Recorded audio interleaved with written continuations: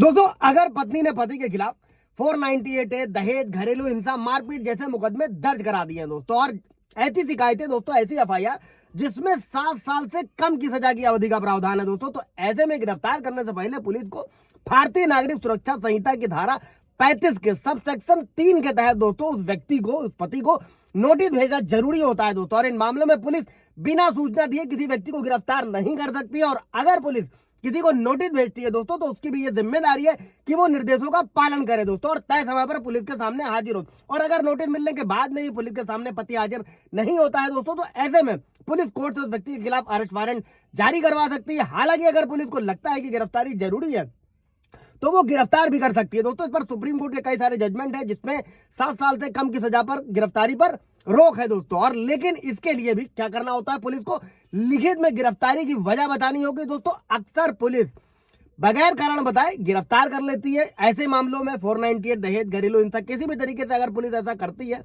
तो दोस्तों आप लोगों को यह पता होना चाहिए दोस्तों कि ऐसा किया जाना गैर कानूनी है दोस्तों। जय नमस्कार, मैं एडवोकेट आशीष मिश्रा।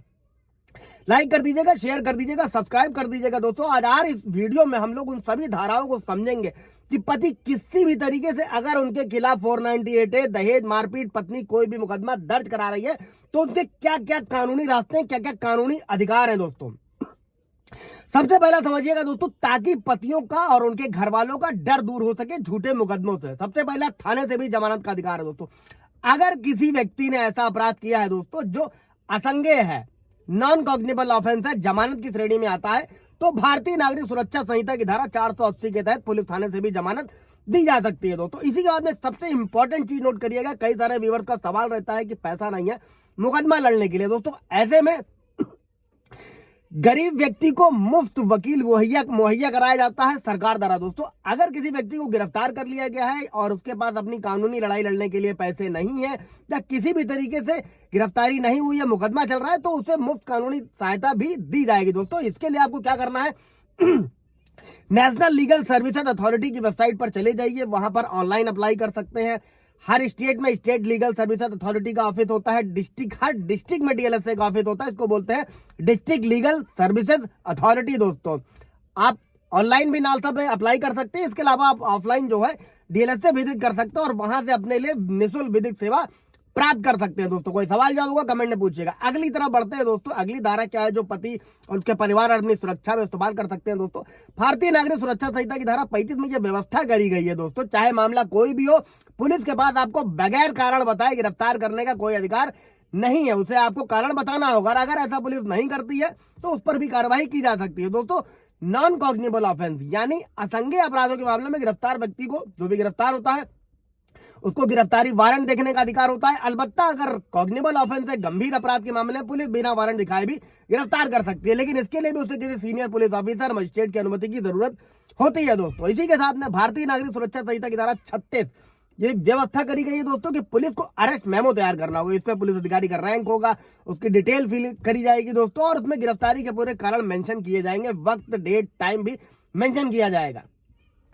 और इसमें यह भी व्यवस्था करी गई है, गिरफ्तार करने वाले पुलिस अधिकारी को वर्दी में होना चाहिए, जरूरी होगा।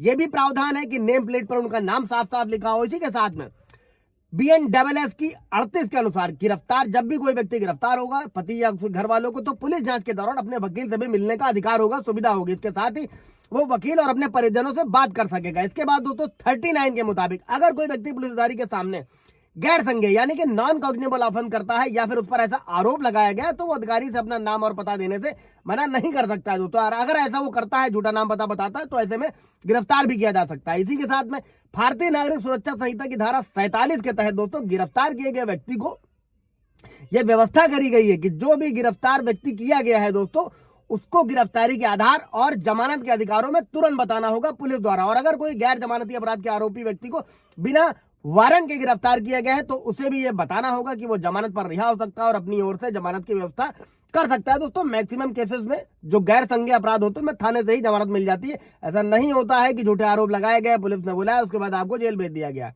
पूरा ब्रीफ वीडियो इस पर भी है, आप जाकर देख सकते हैं। इसी के साथ में दोस्तों 48 में व्यवस्था करी गई है कि गिरफ्तारी के बारे में सूचना तुरंत किसी मित्र, रिश्तेदार या किसी ऐसे व्यक्ति को देनी होगी जिसे गिरफ्तार व्यक्ति ने सूचना देने के लिए नामित किया हो दोस्तों, उसके घर वालों में किसी को भी।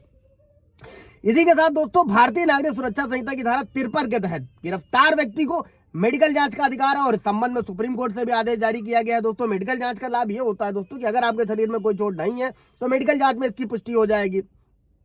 ऐसे में अगर पुलिस कस्टडी के दौरान आपके शरीर में चोट के निशान मिलते हैं दोस्तों तो पुलिस के खिलाफ भी आपके पास पर्याप्त सबूत होंगे। दोस्तों इसमें आपको एक चीज और बताना चाहेंगे, पुलिस किसी व्यक्ति को हिरासत में या फिर गिरफ्तार कर थाने भी भूखा लाकर नहीं रख सकती। दोस्तों इसकी व्यवस्था करी गई है भारतीय नागरिक सुरक्षा संहिता की 56 में। सुरक्षा और स्वास्थ्य की जिम्मेदारी पुलिस की होगी दोस्तों, और पुलिस किसी को भी 24 घंटे से अधिक हिरासत में नहीं रख सकती है। दोस्तों भारतीय नागरिक सुरक्षा संहिता की धारा 58 में यह व्यवस्था दी गई है कि गिरफ्तार व्यक्ति को 24 घंटे के अंदर कोर्ट में पेश करना जरूरी है, और अगर पुलिस संबंधित व्यक्ति को 24 घंटे से ज्यादा हिरासत में रखना चाहती है दोस्तों तो ऐसे में उसे भारतीय नागरिक सुरक्षा संहिता की धारा 57 के अंतर्गत मजिस्ट्रेट से इजाजत लेनी होती है, और साथ में ही मजिस्ट्रेट को इजाजत जो परमिशन लेनी है उसकी वजह भी बतानी होती है दोस्तों। और पुलिस थाने में लाए गए किसी भी व्यक्ति के साथ मारपीट या अमानवीय व्यवहार नहीं कर सकती। इस संबंध में भी सुप्रीम कोर्ट की ओर से आदेश जारी किया गया है।